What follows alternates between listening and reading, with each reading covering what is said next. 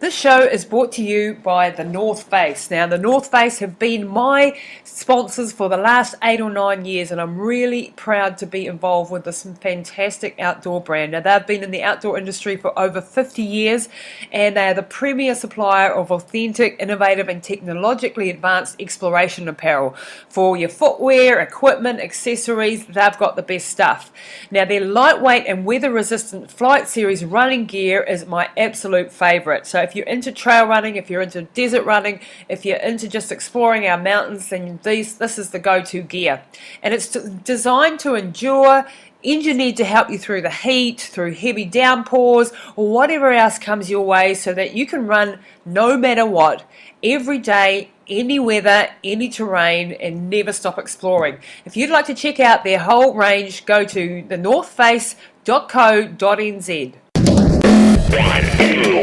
Welcome to Pushing the Limits, the podcast that gets deep into the psyche of extraordinary achievers across all genres, cutting to the chase to unlock the secrets of their success, their achievement, philosophies, and motivations. Join us in the quest to find out what makes the movers and shakers of our world tick and what gems of wisdom we can learn from them. Now, over to your host, Lisa Tamati.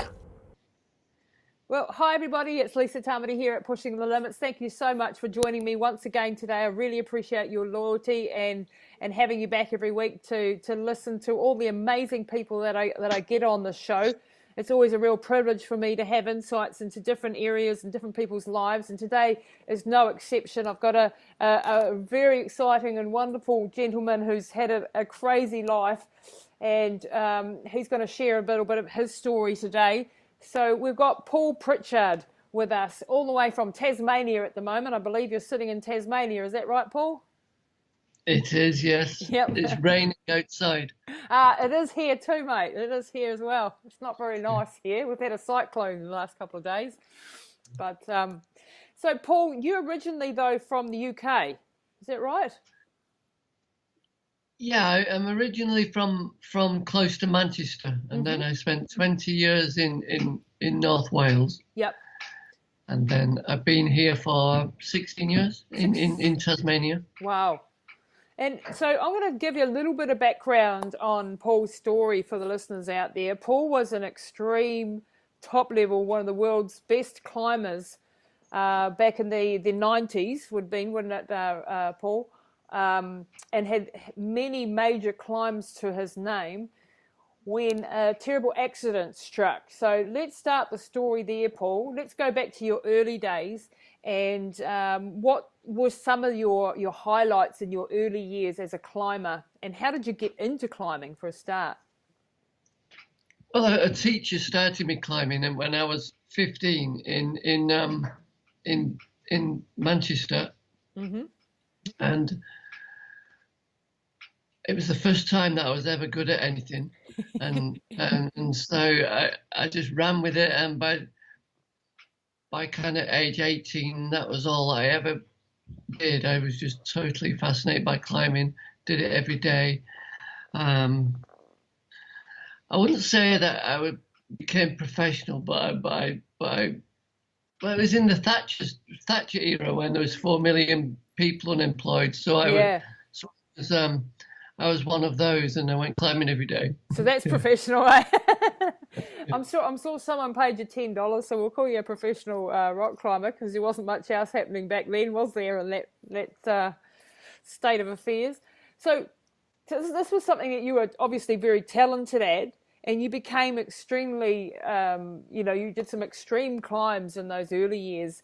Run me through a few of the, your sort of highlights of your early career there.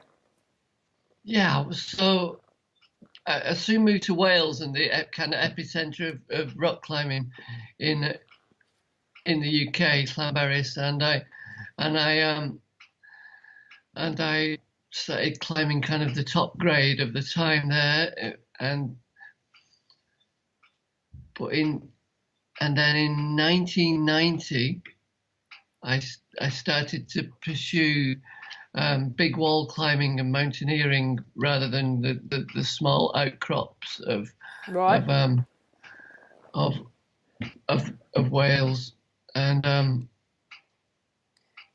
some of my major kind of climbs there.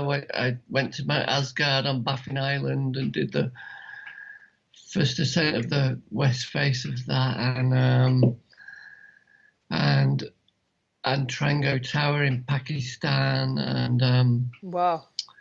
and I guess what differentiated me, I was never really interested in plodding up or climbing 8,000 meter peaks, which might be technically easier. Yep. I took my rock climbing and put it to kind of kilometer plus high walls. Wow. A bit like El Capitan in Yosemite Valley. You might have seen. Yes, I've watched a number of docos on that. Yep. Yeah. So a bit like that.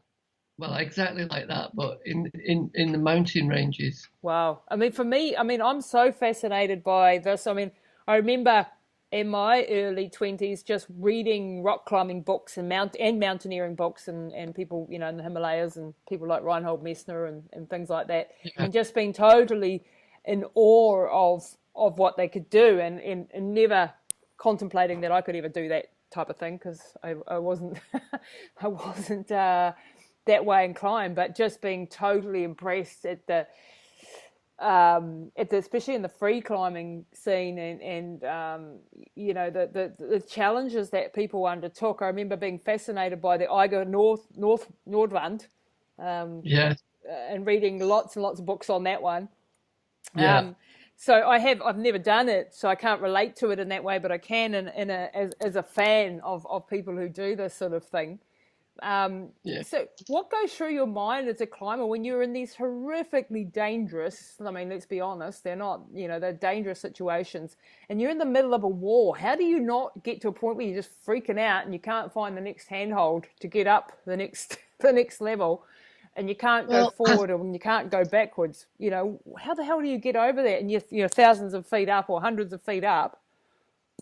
Well, you must know yourself, it takes a lot of training and a lot of mental training to get to that place. So first of all, you start off on easy climbs.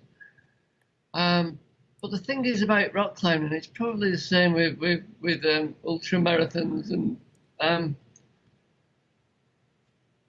it's a bit like yoga. Yeah. I mean, in terms of what. Well, in rock climbing, you got to hold these positions for like yoga poses for minutes at a time, really strenuous positions. And as soon as you step off the ground, really, you're facing some kind of injury and risk. Yeah. So it's just extreme yoga that you force yourself into, I guess, by putting yourself there. That's a really interesting analogy. I've never thought of it like that, but you're totally right. To be able to hold under tension your body in the most bizarre of poses, basically, or holding on to a rock face like this, going, where the hell am I going next? It is a bit like extreme yoga, isn't it? But a hell of a lot more riskier, I'd say. When you do that day in, day out, it's like mind training then. So you get so good at it that it means that you can weigh up situations and you can make it so that you're not freaked out by these situations. So it's an incremental thing that in other words, that you didn't wake up one day and go, right, I'm going to climb some crazy wall somewhere and just head off and do it. This is years and years of daily practice to get, so from a 15-year-old boy right through to a young man. That's how long it does take, that 5, 6, 7, 10 years to get to a level of really mastery. Exactly, yeah. And we of course, as outsiders look at it and just go, rah, that's freaky, how the hell? It's freaky, How on earth can you get there? And I mean, like you say, there's a little bit of an analogy alongside the ultra running thing. People like, I can hardly run 5Ks. How the hell do you run 200 or 300K? And it's like, well, you just go one step further all the time. Exactly. Yeah. You lift your horizon just that little weedy bit. But So you did this for a number of, obviously for quite a long time, and then in 1998 you had a major accident. So let's talk about this life-changing event, and that still, is a major part of your life today. What happened there? So tell the listeners about your horrific Well, accident. me and my then girlfriend were on holiday in Tasmania. It's a kind of round the world climbing trip, really. I just won this book prize for my first book, climbing book, and I spent the money on this round the world ticket. As you do. And we found ourselves at the Totem Pole, which is the most slender sea stack, we call them, in the world. It's 4 meters wide by 65 meters high. Wow. And it sways when you in the wind when you stood on top of it. It's so delicate. Wow. So it's like a needle, isn't it? I mean, I've seen pictures of it on the coast of Tasmania somewhere. And so instead of being a singular mountain wall that you're climbing up, this is like a needle of rock that you set your sights on. Yeah, and it's a very sexy piece of rock, isn't it? It is, yeah. And in fact, my publisher told me that I couldn't have had a life-altering accident on a more sexy piece of rock if I'd tried. Yeah, totally. Yeah, it is. It's a pretty freaky, cool place to do it if you're going to do one. So, what happened on that rock on that day? What can you remember? So,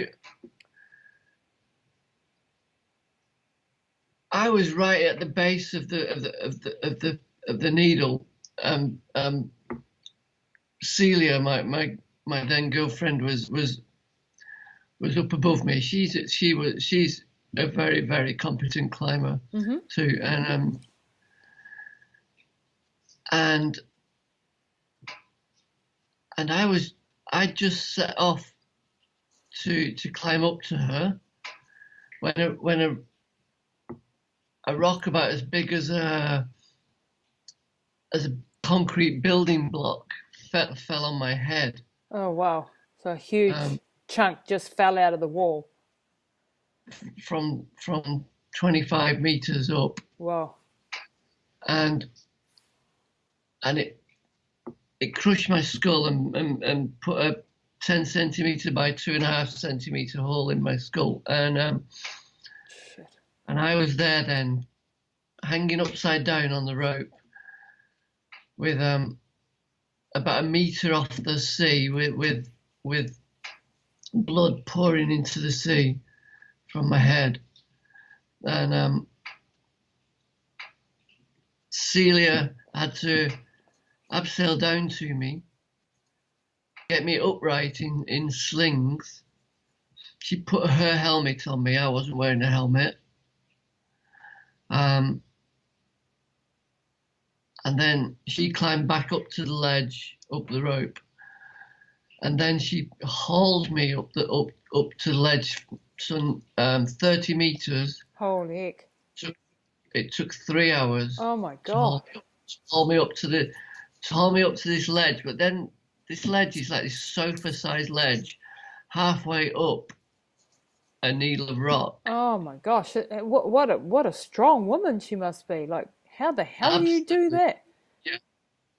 Yeah. So she was used to hauling bags up El Capitan in Yosemite Valley. Yep. We climbed it together. And so she was used to kind of hauling bags, heavy bags up, and so that's where she learned how to do that. Wow. With a pulley system. Yeah. But so you were on the end of this rope for 3 hours before you even got to the ledge, just being pulled. Were you conscious or semi-conscious at this stage? Kind of. I remember hearing her as I got to the edge of the ledge. the rope's kind of going over the ledge and the corner of the ledge, and she couldn't move me. And so I remember her screaming at me, saying, "You got to help me here if we're going to get you out of this." Yep. And that's the first time that I realised that I'd done something really hellish to myself. Yeah. I totally couldn't move my right arm and right leg. They were just like wood. So that part of the brain had been killed off, basically, or at least, like a massive stroke type thing to that part of the brain. Yeah. Yeah, exactly. So your skull was open, like your brain was literally hanging out. Yeah. So, and how the hell did you get off the ledge though? Once she got you up to that level? Yeah. So then she put me on the ledge and made me safe, put me in the recovery position. Yep. Then she climbed up to the top of the totem pole. There's a rope up there, and then there's a rope linking the top of the totem pole to the mainland, which was in situ. It was already there by some people that were the previous Welsh people, actually, that were filming, but they weren't there that day. We were all on our own.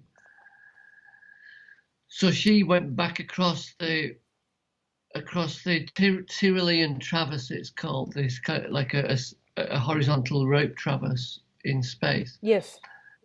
Then when she got back to the headland, she looked back at me and she thought, "Oh, well, this is the last time I'm ever going to see him alive," you know. Yeah. Wow. Right.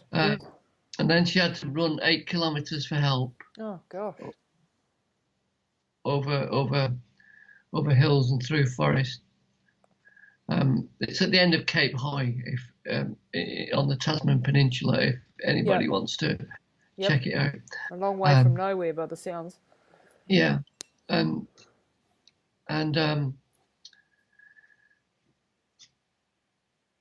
after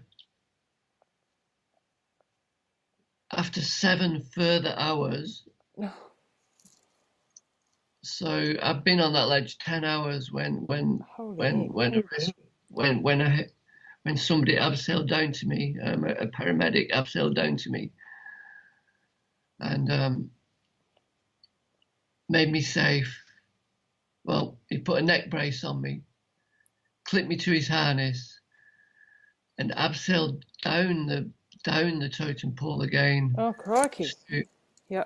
So not even a helicopter or anything like that, just abseiling down.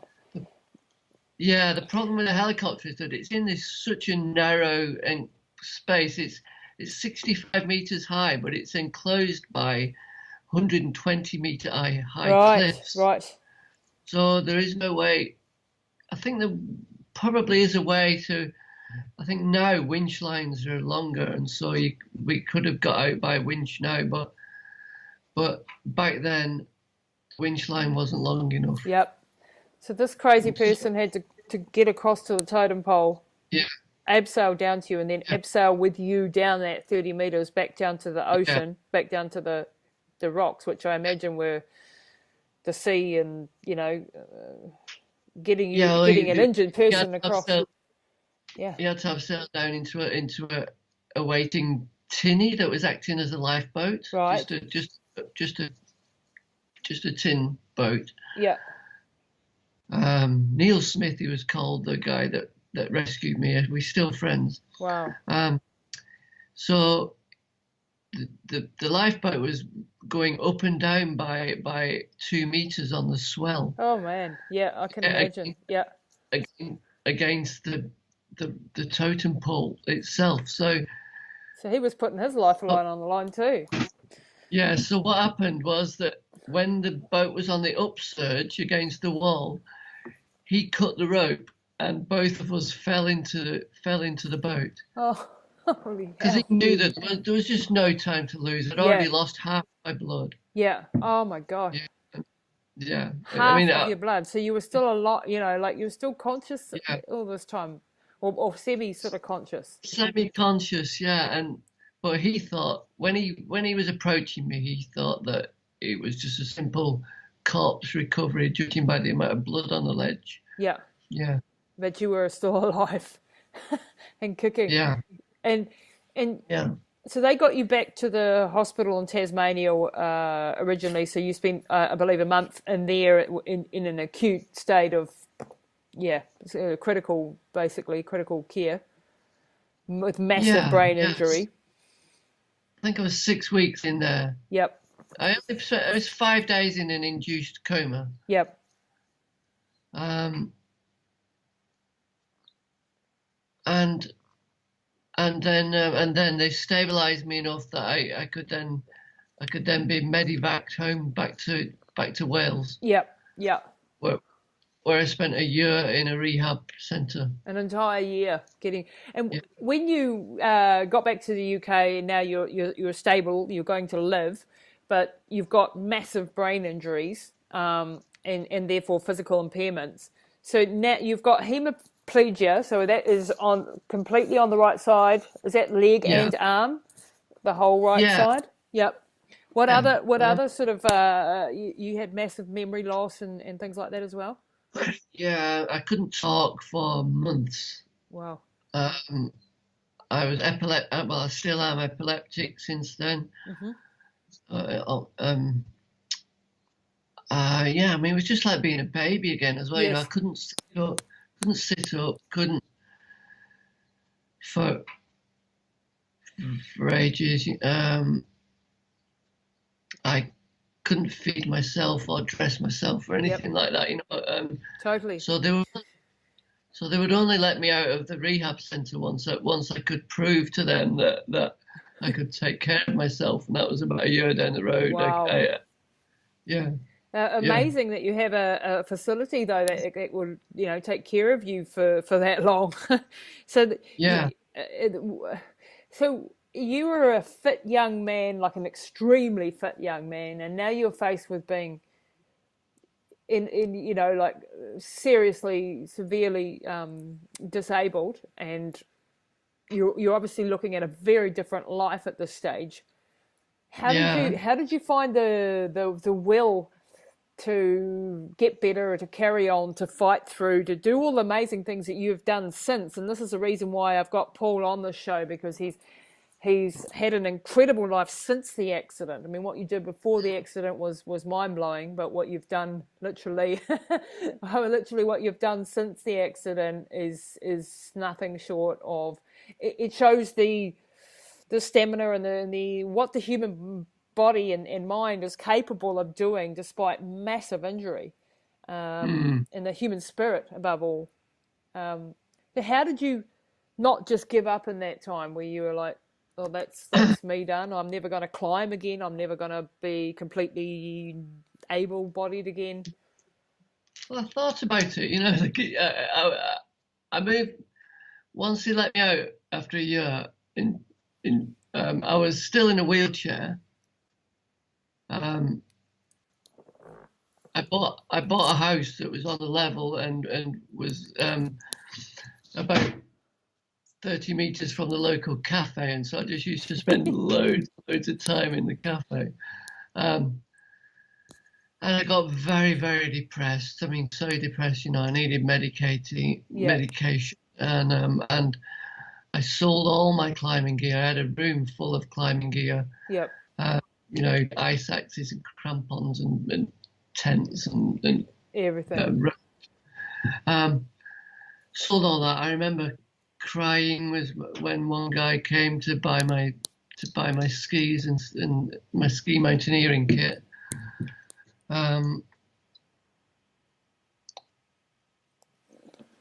But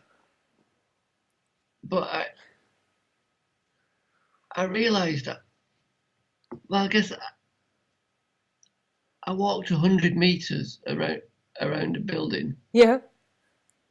And I guess I realized, well, this wasn't a clinical depression; it was a circumstantial depression. I'm sure there's a difference, and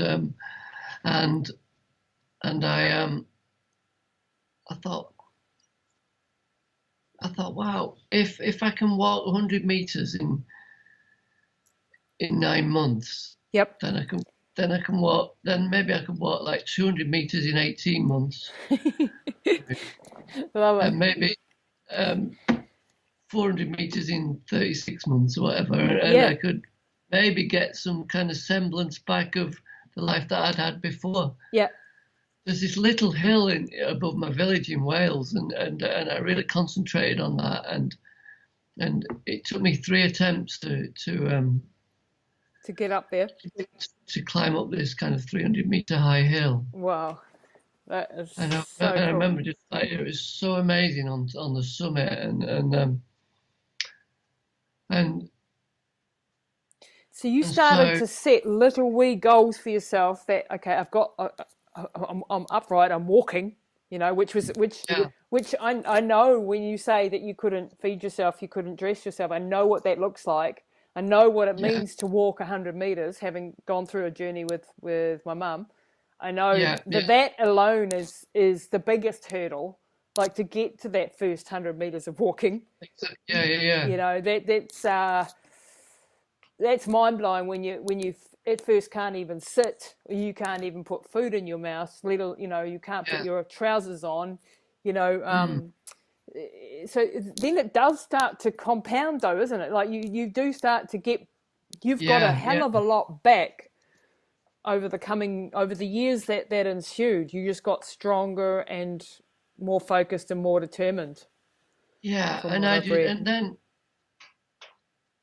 pretty much soon after that, I remember just looking at it and thinking, well, this is just the longest expedition that I'm ever going to be on. You know, I've been on all these expeditions that lasted kind of 3 months or whatever, but this is like a kind of lifetime expedition, you know.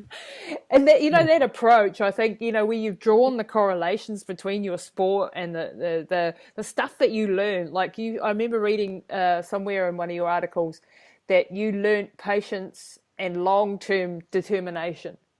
You'd learnt that on the wall, basically, climbing. Because like you say, some of these expeditions up these big walls can take months of preparation and planning and then execution. And so you'd learnt to fight through, not just through on a daily basis, but to set these massive goals. I remember, and it's inevitable, but I'm going to have to share a little bit of my mum's story. But I remember, you know, the times of absolute desperation and thinking she's never going to get there. But absolute, you've got this little voice somewhere inside you saying, this is going to be an epic story one day, you know? Yeah. I'm going to show, we're going to show everyone, this is going to be an epic comeback. And that was the part of the motivation, I think, like, you know, of determination of making this like the longest ultra that we've ever undertaken. And it makes any race that I've done or anything just pale in comparison to the effort that went into this. So I sort of get that, you know, and this was doing it for somebody else. You know, I didn't have to go through it myself, but, you know, the grinding daily, hour by hour rehabilitation process where you can be working for months, Paul, and you see absolutely zilch. You don't see any progress for months, and then all of a sudden you'll get something back. Is that how it was for you? You know, like you suddenly went, hang on, I can walk 300 meters now. Shit. 16 years post-injury that I've started to be able to tap my right foot. Wow. So you're still improving. You know, that's fascinating to me because, you know, how at the beginning, you're always asking, how long will I improve for? How long will this improvement go? You know, because they're saying, you know, you'll slowly get a little bit of something back. And you're sort of looking for this timeline, you know, how long or when does it stop? When is it going to stop? And this is going to be me. And you're saying that 16 years later, you've managed to get some muscles working in your foot in a joint that must have been almost atrophied, like, you know, and I think that's the exciting thing about brain injury, right? It's not like a peripheral nerve injury, like a broken back or something where it can't heal. A severed nerve where you're never really going to get it back. But with brain plasticity, you're always going to be improving all the time.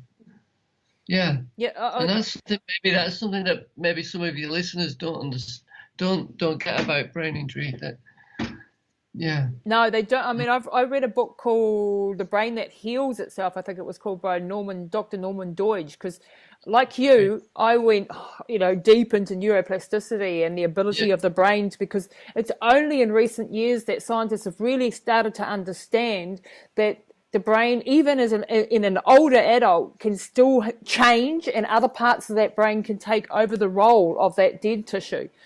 Yeah.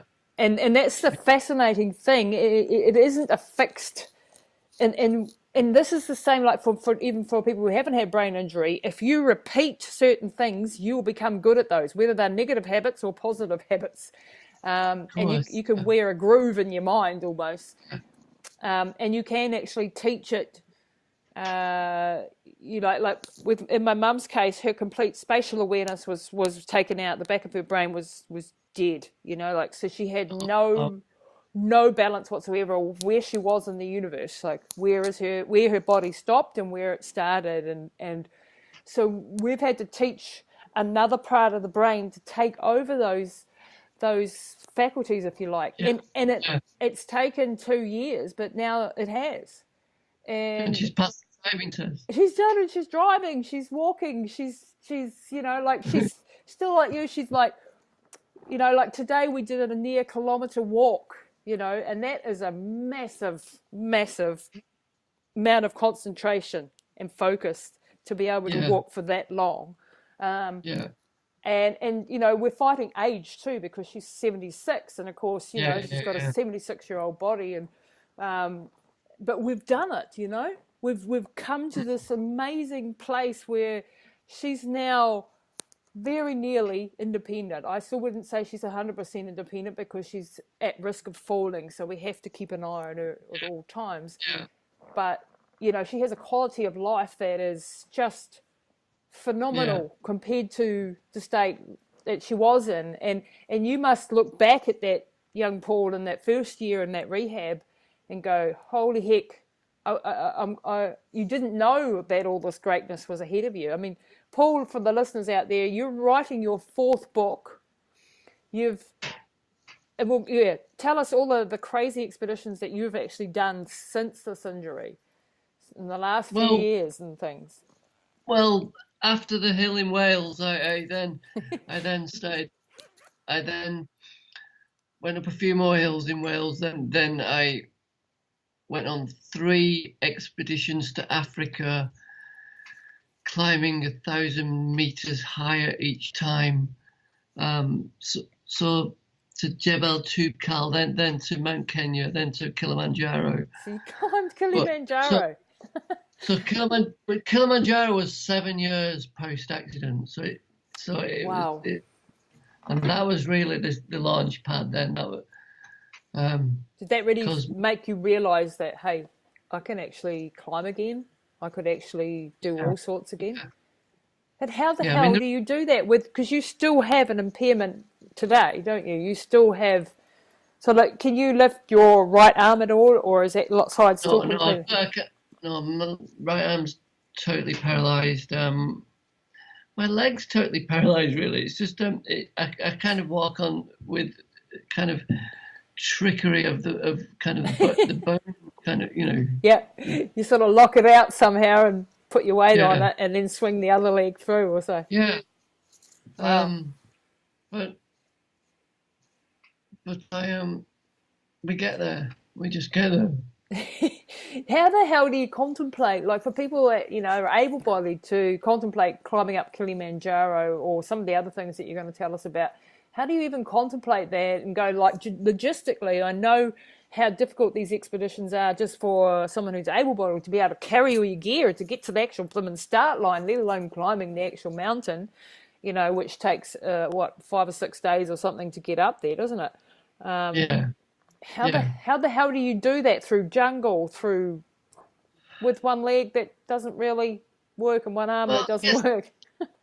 So I'm always prepared to fail. But if, it's a it's like a old adage, isn't it? You know, if you don't try, then you're never going to get there. So my first mountain in Africa, Jebel Toubkal, in Morocco, I failed on that. Mm-hmm.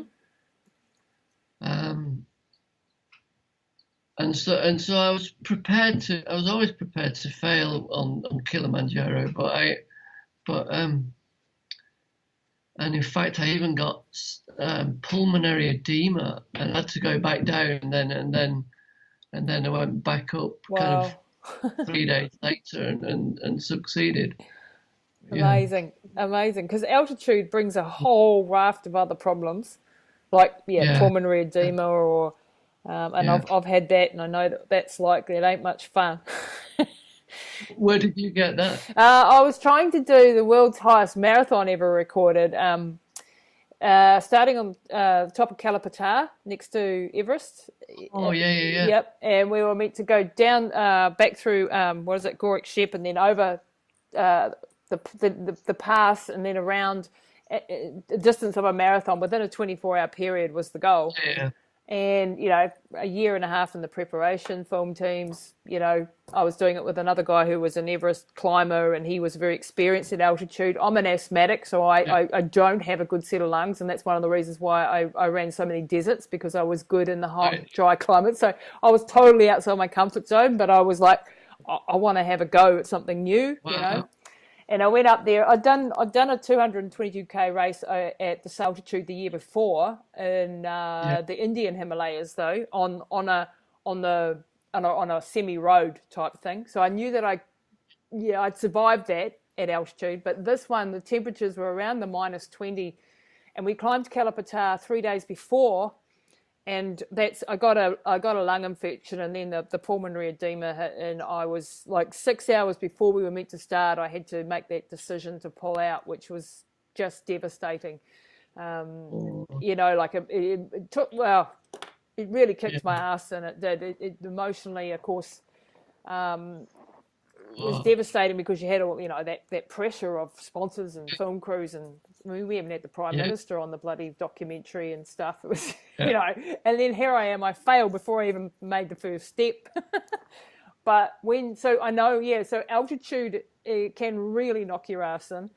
And for you then to still, like 3 days later, turn around and still go back up again, that's pretty amazing, especially considering everything. I didn't have a deadline like you. I could wait for my lungs to stop bubbling and then wait for them to calm down again before you had another crack. Yeah, but like how do you physically, like with one arm, how do you climb? Like, because one of the great things that you did is go back to actual Totem Pole, that stack where you had this major accident in Tasmania. What was it, 18 years after the accident, and you actually climbed it again? Yeah. I mean, how? In 2016. Yeah. How the hell do you do that with one arm and one leg? Yeah. Well, first of all, so I could never climb it with my hands and my feet like normal. So, or like I used to. Yep. So.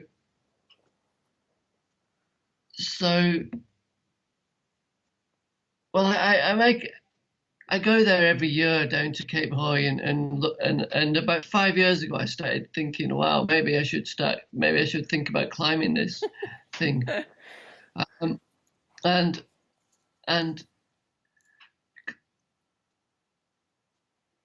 but it took me quite a while to work out how I could climb it with one hand, and even a rope.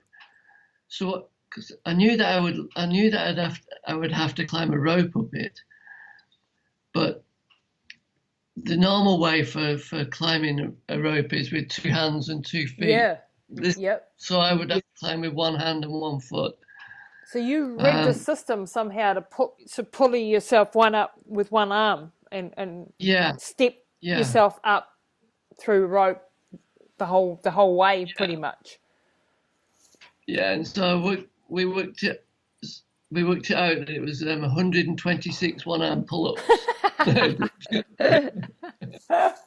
Crikey, you would have had to train hard with that one arm to do that. How the hell is that arm now? Is that shoulder buggered as well? Because that's the other danger, of course. It was really sore Yeah. for a number of months after that. Yeah. Yeah, that's for sure. Did you have a fantastic team of mates too around you in order to be able to do that? Yeah, Yeah. yeah. So I had like 9 or 10 people help carry climbing equipment and water and food Yeah. and filming equipment out to the end of the Cape. Wow. And yeah, and the guy that led me up it, he was he had made the first free ascent of the Totem Pole, Steve Monk's. Yep. But I often say that without that rope, I liken that rope to kind of my support, and without that support of that rope and also all my friends, I would never have been able to kind of realize a long held dream. Yeah. So I think that with support, people are really capable of great things. I mean, and not just disabled people, but able-bodied people too. Yeah. So I'm a great believer in kind of helping each other. You know? Oh, Yeah. and it is so. Yeah. I think when you like as a coach, when you get alongside someone and you give their dreams wings, and you say, Yeah. when everyone else is saying, what the hell, you can't do that. You know, we've all been told we can't do stuff. You know, and I've never let that stop me doing stuff. You know, like. And I've failed and I've crashed and burned and, you know, and people have been proven right before, but they've also been proven wrong many a time. And it's when you get a mate alongside you or a team of mates that can say, yeah, we believe in your silly dream and we're going to help you get there. And when you do that, you give wings to people's dreams and they achieve far more than what they would ever have done on their own. Because somebody believed in them and somebody backed them. And this is the thing with a rehab journey, like yours or like with my mum, having that person going, nah, this is the way forward, this is where we're going, and we're going together, is just such a huge piece of the puzzle, I think. Yeah. But I think it's obviously even worse for disabled people because they're not, or people with disabilities, they're actually told what they're allowed to do, what they can and can't do, or what, you know, they've got, some people have got no autonomy. And that's so horrible to see, isn't it? It just... Yeah. And I've been in that position. Yeah. How did you cope? Because that was one of the things that I was determined with my mum. They said, you have to put her in a home. She's never going to do this. And I just wanted her out of that institution. I wanted her out of the hospital. I wanted her out. I did not want to be put in an institution. And she was hospital level care. And they said, well, you will never cope. You will not cope. But I was determined that because when that autonomy is taken away, when the power of your life is taken away, what on earth are you fighting to live for? You've got nothing.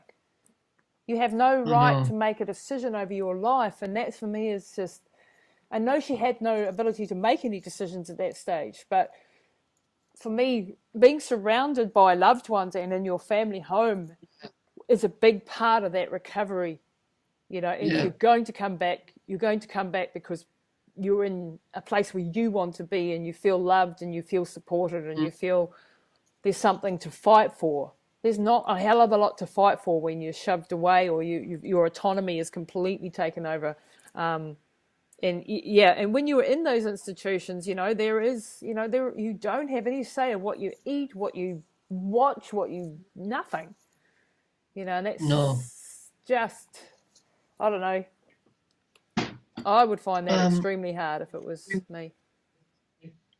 So last year we were, me and four other disabled people, we rode from the lowest point in Australia to the highest point from Katitanda or Lake Eyre to Mount Kosciuszko. Wow. And it took 43 days. I was on a tandem tricycle with a blind guy on the back. we had Epic. a go with 38% lung function due to cystic fibrosis. Yeah. Another guy who was paraplegic and on a hand cycle. What a picture you guys must have made. What a wonderful picture. But that was all about challenging misconceptions about what people with disabilities are allowed to do and what they're not allowed to do. You know, we organised ourselves, and we were all fairly high functioning disabled people, you know, but we made a point of kind of, you know, it was a disability led kind of expedition, you know. Fantastic. Yeah. Yeah, I think it was. I think that's fantastic, because it just does show, and it's such a role model and inspiration to other people who are fighting through their own problems, whether, you know, like physical disabilities or even other challenges in life. That, crikey, if they can do that with those problems, and they just with massive amounts of determination and fight can overcome so much, then maybe I can deal with my little situation in my life. And you know, that I had a very dear friend, Samuel Gibson, who had osteogenesis imperfecta, which is a brittle bones disease, and he only grew to like 3 foot tall, and he was confined to a wheelchair, and you know, his bones he had hundreds of broken bones in his life, and he never grew very, very big, and he was stuck in a wheelchair. But he was the biggest. He had the heart of a lion. You know, he had the heart.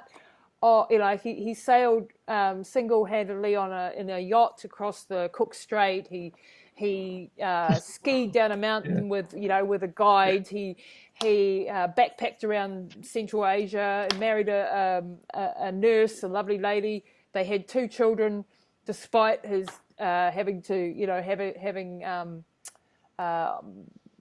specialist gene experts check out the genes and all the rest of it. He overcame all those things and had 2 beautiful girls. And then we were planning an expedition together to do a 330k race, where I was going to be running along with my husband and a friend, and Samuel was going to be in the wheelchair rolling along beside us, you know, which, you know, across trails and all sorts of terrain. And that was going to be a massive thing. So he was training for this event when he did a half marathon in the Hawke's Bay, and tragedy struck. He was catapulted. His chair failed, and he was catapulted out of his chair, and he hit his head, and the brain injuries were so severe that he didn't make it, which was a huge loss to us all, because he was just an incredible man that had never let any of those disabilities stop him living a full and amazing life. And we actually, last year, we ran across the North Island from his parents' home to his wife's, and where he lived, right across the North Island, in honour of him, and to raise money for other people with disabilities so that they could live their dreams. And we took my mum, who at that stage was still very fragile, still in a wheelchair, and it was her dream to crew for me once more, because she'd always crewed for me. And so she got to crew on this expedition across the North Island, and we had wonderful help from caregivers and stuff to help us do that. And it fulfilled, you know, like, it was such a tragic loss that we lost Samuel, but we started this trust. We raised a heck of a lot of money, and we had my mum there, and it was just a celebration of Samuel's life, of my mum still being with us, and we're still fighting, and you know, the athleticness of having to run across the North Island. And it was you know, these things they might seem silly and pointless to other people when we go and do these crazy expeditions, or come up with some random idea to go across Australia in a recumbent tandem bicycle or whatever. But they're not, because this is where the edge of humanity, like, we are pushing the limits of what's possible for people with disabilities, or what's possible for humanity in general, and we're pioneers, you know. And exactly. I think this, because quite a lot of people think that these challenges are not, that they're just Stupid. superfluous. Yeah. Yeah, silly, don't they? Yeah. And they Yeah. think even that about. I had a comment on one of my videos running through Death Valley, and someone commented on it, some idiot. It just shows I have no respect for the people that do this. This is just completely stupid. It's just another typical thing of people trying to prove themselves and doing something ridiculous or something like that, they said. And I thought, you just don't get the spirit of what you learn, you know, when you push outside your comfort zone, and when you fight against yourself, you become a person that is resilient. I mean, look at you. You had the most worst injury that you could possibly imagine, the longest rehabilitation, and you're still strong, focused, happy, determined, and had a crazy life because you didn't give up. What my friend Duncan, who was behind me on the tandem, the blind guy, what he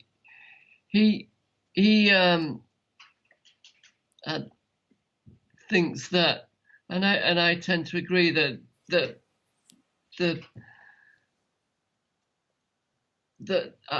our disabilities have made us. We've had to cope with hardship every day of our lives, and it means that we are more resilient than anyone. than the normal person who is completely able-bodied and fit, you know. Oh, absolutely. And that mind means that having that mindset means that you can tackle stuff that people cannot comprehend, and you will fight, and you won't give up, and you're resilient. That, you know, that is the true nature of resilience, really. And none of us really would wish to go through these horrible things, but let's take the best out of it that we can take away from it, and make ourselves stronger from it, you know, at the end of the day. Yeah, well, I always say that my injury was the best thing that has ever happened to me, and I stand by that, you know. That's amazing, because you know, you would have been to hell and back, and you still would say that, you know. That's incredible. Because I've been to hell and back, yeah. And you can face down any fear and any confidence issue and anything really, because nothing's going to be that bad again, is it? That's one way of looking at it. I've been through the worst. What else have you got to throw at me, you know? Yeah. I sort of think. Hey, look, Paul, you've been an absolute wonderful guest today. I know you said to me earlier you struggle with your words, finding your words, but I think you're extremely eloquent in expressing the important things and you're a wonderful writer. So if people want to read Paul's books, can you list off your books that you have, and you've got a new one coming out soon? Where people can find you. I'm just about to republish the Totem Pole, which is the story of my accident on the Totem Pole, but basically all my books. If you go to my website, paulpritchard.com.au, then paulpritchard.com.au. So Pritchard is Pritchard. Is that right? Yes.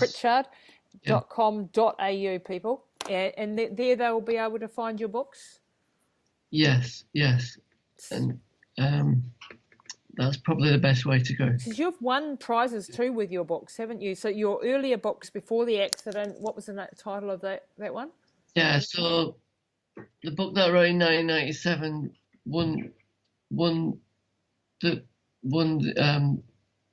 Boardman Tasker Prize. It's called. It's like the Mountaineers Booker Prize, I guess. Wow.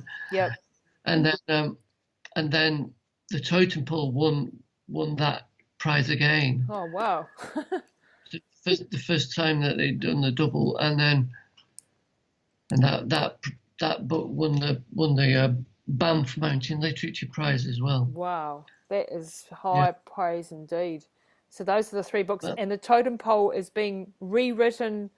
Have you put any of your later insights into it as well? no,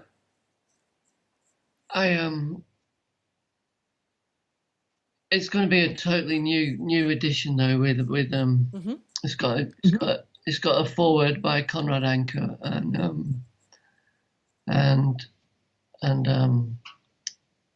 a new preface and 50 pictures throughout the text instead of kind of just 16 oh, in the middle as fantastic. it. So, Yeah. so well worth a read to read that incredibly inspiring story. Yeah. So paulpritchard.com.au, people, if you want to get hold of Paul or you want to reach out to him, I'm sure you'll be happy to talk to anybody who's listened to this podcast, because it's people like you that make a difference in the world, and I don't care if anyone calls you crazy. I think you're absolutely amazing. So keep fighting, mate, and I'll be interested to hear what your next crazy mission is. I'm no crazier than you, I don't think. I'm having a break from the craziness while I concentrate on my mum at the moment, but no doubt there'll be some other stupidity in my future, I hope. Yeah. So thanks very much, Paul, for coming on the show today. That's it for this episode of Pushing the Limits with your host, Lisa Tamati. Please don't forget to rate, review, and subscribe, and share all this goodness with your networks so we can impact more lives with positive insights and inspiring conversations. And check us out online at www.lisatamati.co.nz.